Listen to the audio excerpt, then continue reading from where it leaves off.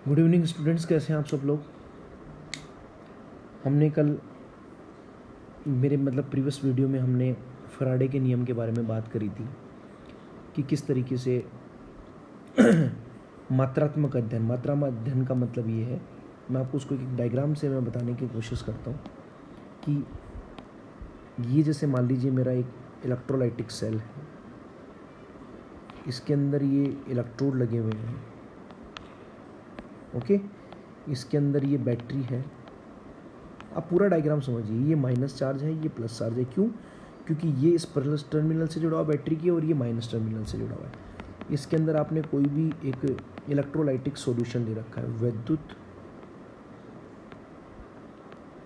अपघट्य electro, जैसे मान लीजिए मैं NaCl ले रखा है। अब वो एक अलग बात है कि मैं इसकी क्वालिटेटिव स्टडी करूं कि भाई Na+ पहुंचेगा या वो, तो आप इसके गलित अवस्था में ले सकते हैं, उसको एक्वस सॉल्यूशन में ले सकते हैं। मैं यहाँ पे NaCl ही ले रहा हूँ, तो यहाँ पे मुझे दो प्रकार के आयन मिलेंगे, एक तो Na+ और एक मिलेगा Cl- आयन मिलेगा। अब आपको पता है कि ये प्लस चार्ज है, तो ये इधर जाएगा और ये वाला इधर जाएगा, बिकॉज ऑपोजिट एंड पे चार्ज होगा। तो फैराडे लॉ, ध्यान से समझना कि Faraday, what is a Faraday law. Faraday law ये कहता है कि इस बैटरी से जो धारा इधर प्रवाहित हो रही है, यहाँ पे जो धारा, या मैं कह दूं कि इलेक्ट्रिसिटी जो प्रवाहित हो रही है, जिसको अपन कह सकते हैं विद्युत जो प्रवाहित हो रही है यहाँ पे,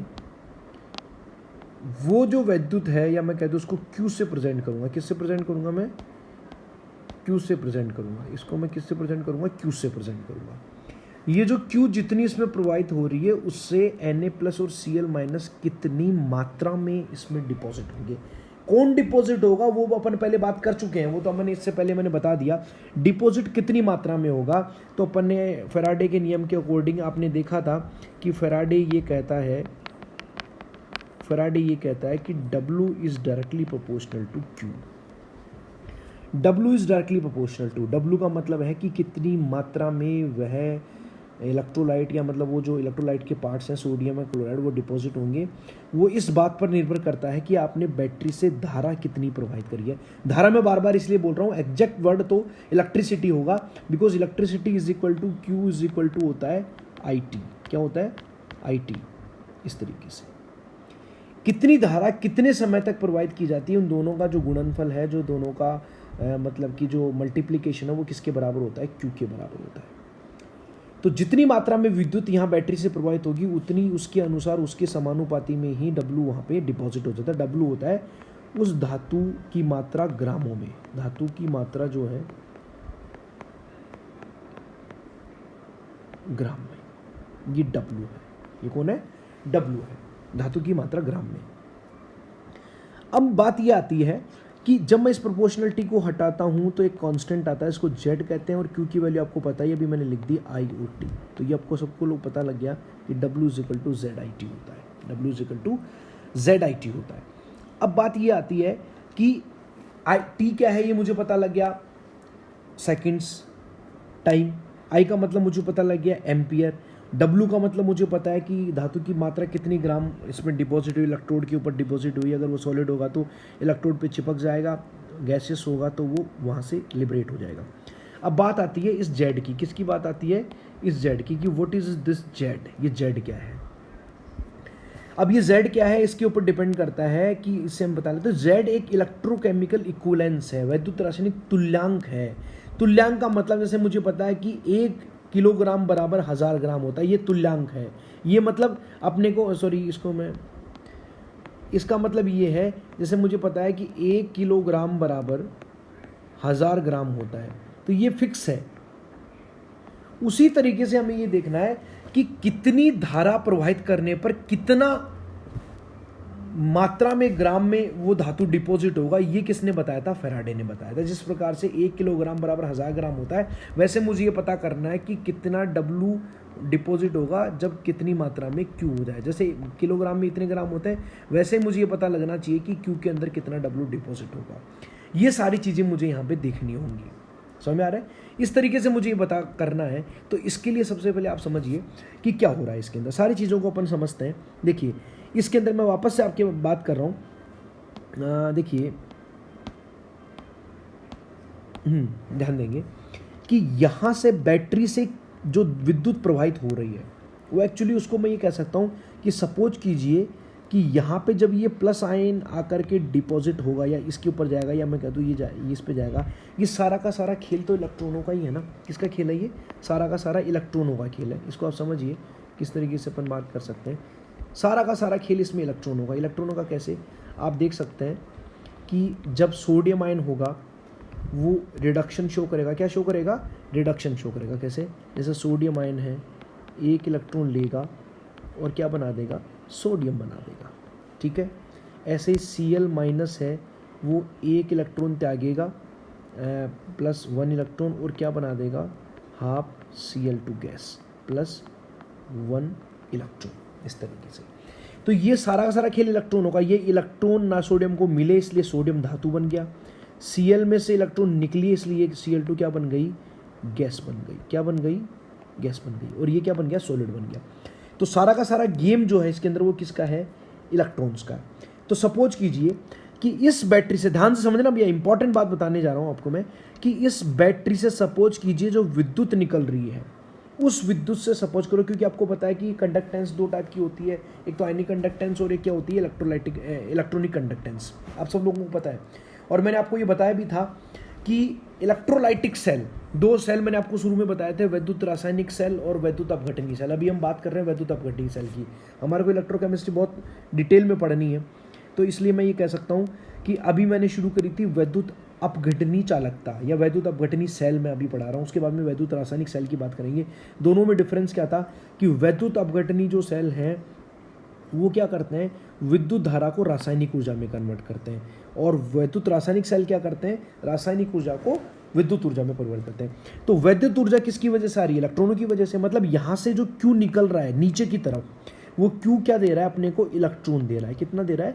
इलेक्ट्रॉन के रूप में प्रोड्यूस कर रहा है, कि इलेक्ट्रॉन की वजह से यहाँ पे धारा आ रही है। एक्चुअली वो जो, मतलब मैं कह दूं कि ये एक तरीके से इलेक्ट्रॉन की सप्लाई हो रही है। कहाँ पे सप्लाई हो रही है? समझ रहे हैं? बड़ी इंपॉर्टेंट चीज बता रहा हूँ। यहाँ इस इलेक्ट्रोड के अंदर इलेक्ट्रॉनों की क्या हो रही है? सप्लाई हो रही है। इस तरीके से इलेक्ट्रॉनों की सप्लाई हो रही है नीचे की तरफ।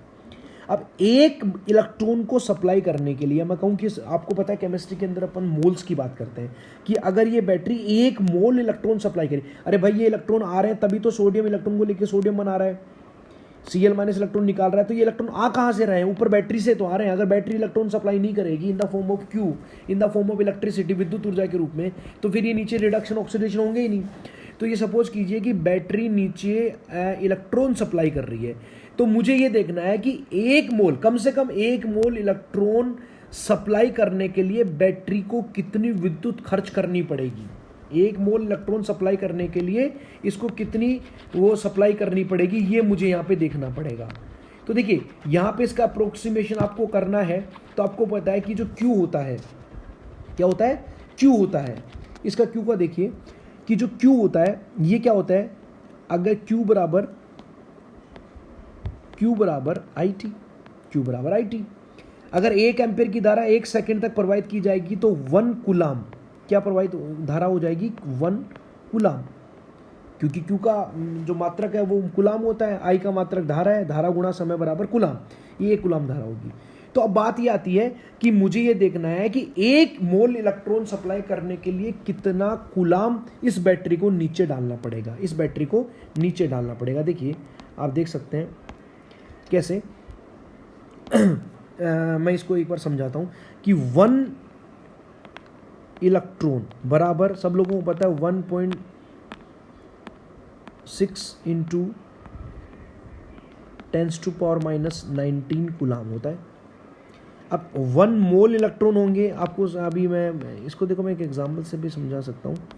आप देखिए मेरे पास नोट से मैं थोड़ा जल्दी बता पाऊँगा, तो आप देख सकते हैं। ये देखिए यार,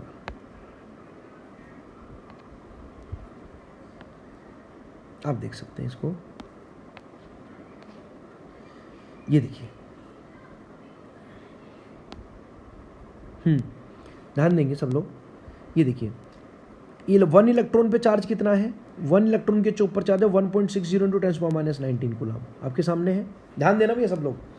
उसके बाद में मैंने क्या कहा कि उस सेल में मुझे 1 मोल इलेक्ट्रॉन सप्लाई करने हैं, तो मुझे कितनी धारा खर्च करनी है, कितना विद्युत खर्च करना पड़ेगा उस सेल के अंदर डालने के लिए। तो 1 इलेक्ट्रॉन बराबर कितना कूलम है, 1.6 गुणा 10 की घात -19। 1 मोल इलेक्ट्रॉन का मतलब, मोल का मतलब क्या होता है कि जब उसको अवोगाद्रो संख्या से मल्टीप्लाई कर देंगे तो 1.6 × 10⁻19 6 गुणा 10 की घात 23, यही तो होगा। 6 × 10⁻23 1 मोल में इतना ही तो होता है अवोगाद्रो नंबर।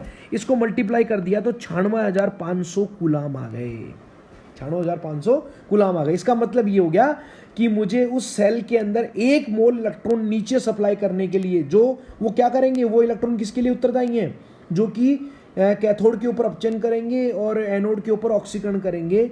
तो मुझे 1 मोल इलेक्ट्रॉन सप्लाई, मतलब 1 मोल इलेक्ट्रॉन सप्लाई करने के लिए मुझे नीचे कितने कूलम डालने पड़ेंगे, 96,500 कूलम डालने पड़ेंगे।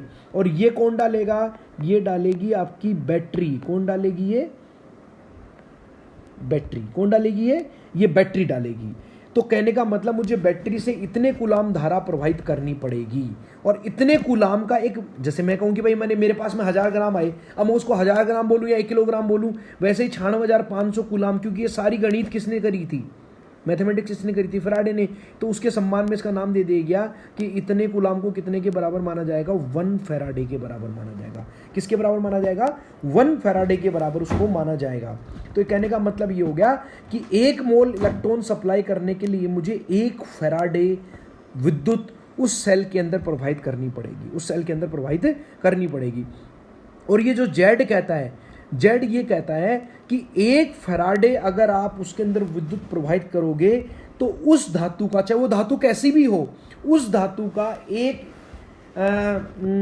इक्विवेलेंट उसके ऊपर डिपॉजिट हो जाएगा। 1 इक्विवेलेंट। देखो मैं इसको अब समझाता हूं आप लोगों को क्या है 1 इक्विवेलेंट। मतलब 1 Faraday is equal to 1 equivalent. ये बहुत ही इंपॉर्टेंट इक्वेशन है। 1 Faraday is equal to 1 equivalent. आपको मैं फिर से बता दूं, what is 1 Faraday, what is 1 equivalent, इसका मतलब क्या है। 1 फैराडे का मतलब तो आप लोगों को समझ में आ गया होगा क्या होता है 1 फैराडे का मतलब। 1 फैराडे का मतलब ये है कि मुझे उस बैटरी में 1 मोल, अगर मैं किसी भी सेल के अंदर 1 फैराडे विद्युत प्रवाहित करता हूँ, उसका मतलब मुझे वो सेल, वो जो आपका सेल है, वो ये जो सेल है, अगर इसमें से यहाँ 1 फैराडे धारा प्रवाहित, विद्युत प्रवाहित की जाती है, तो ये इसके अंदर कितने इलेक्ट्रॉन दे देगा, 1 मोल इलेक्ट्रॉन अपने को दे देगा। इतनी धारा प्रवाहित। 1 फैराडे को दूसरी भाषा में समझे तो मुझे कितना कूलम प्रवाहित करना पड़ेगा, 96,500 कूलम। 96,500 कूलम को क्या कहते हैं अपन, क्यू। मतलब आई और टी दोनों मिलकर के क्या बनाते हैं, क्यू बनाते हैं। तो ये क्यू कितनी होगी, 96,500 कूलम होगी। तब जाकर के उसके अंदर कितने मोल इलेक्ट्रॉन सप्लाई होंगे, 1 मोल इलेक्ट्रॉन सप्लाई होंगे। इन्हीं 96,500 कूलम को क्या कहते हैं, 1 फैराडे कहते हैं। और इतनी कूलम जब इसके अंदर प्रवाहित करवा देंगे, 1 फैराडे इसके अंदर विद्युत प्रवाहित होगी, तो वहाँ पे जो ये सोडियम धातु है ये इसके ऊपर चिपक जाएगी।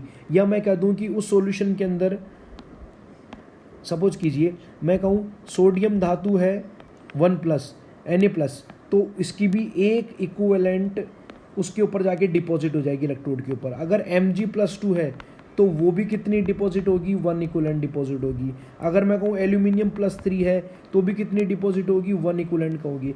अब आप कहोगे कि सर ऐसा कैसे हो सकता है, क्योंकि Na+ को अपचयित होने के लिए केवल 1 इलेक्ट्रॉन चाहिए। कितना इलेक्ट्रॉन चाहिए, 1 इलेक्ट्रॉन। जबकि इसको डिपॉजिट होने के लिए कितने इलेक्ट्रॉन चाहिए, 2 इलेक्ट्रॉन। इसको डिपॉजिट होने के लिए कितने चाहिए, 3 इलेक्ट्रॉन। तो फिर सबका एक इक्विवेलेंट कैसे आ रहा है। देखो भैया बात ऐसी है कि यही तो डिफरेंस है मोल और इक्विवेलेंट के अंदर। मोल और इक्विवेलेंट में डिफरेंस क्या होता है कि इक्विवेलेंट बराबर होता है मोल बटे एन, मोल बटे एन। ये ध्यान देना। अरे अगर एल्यूमिनियम को 3 इलेक्ट्रॉन मिलेंगे तो फिर एक इक्विवेलेंट एल्यूमिनियम डिपॉजिट नहीं हुआ, वो तो फिर 1 मोल एल्यूमिनियम डिपॉजिट होगा, 1 मोल एल्यूमिनियम। अगर Mg+2 को 2 इलेक्ट्रॉन मिलते हैं तो 1 मोल में मैग्नीशियम होगा, एक। लेकिन इक्विवेलेंट तीनों के सेम होंगे। इक्विवेलेंट का मतलब ये होता है कि 1 इलेक्ट्रॉन मिलने से, 1 इलेक्ट्रॉन मिलने से उसकी कितनी मात्रा डिपॉजिट होती है, दैट्स अ इक्विवेलेंट। समझ में आ रहा है। तो कहने का मतलब ये होगा, इसको मैं समराइज कर रहा हूं कि जब किसी इलेक्ट्रोलाइटिक सेल में आप बैटरी द्वारा 96,500 कूलाम विद्युत प्रवाहित करोगे, जिसको मैं 1 फराडे भी बोल सकता हूं, तो उसके इलेक्ट्रोडों पर अपचित होने वाली जो धातु की मात्रा होगी वो 1 इक्विवेलेंट होगी, चाहे उसके ऊपर चार्ज कितना भी हो, चाहे सोडियम प्लस हो, चाहे मैग्नीशियम +2 हो, चाहे एल्यूमिनियम +3 हो, सबका इक्विवेलेंट एक डिपॉजिट होगा। अब what is the meaning bye 1 equivalent and what is the relation between equivalent and मोल, वो हम नेक्स्ट वीडियो के अंदर देखेंगे। Thank you.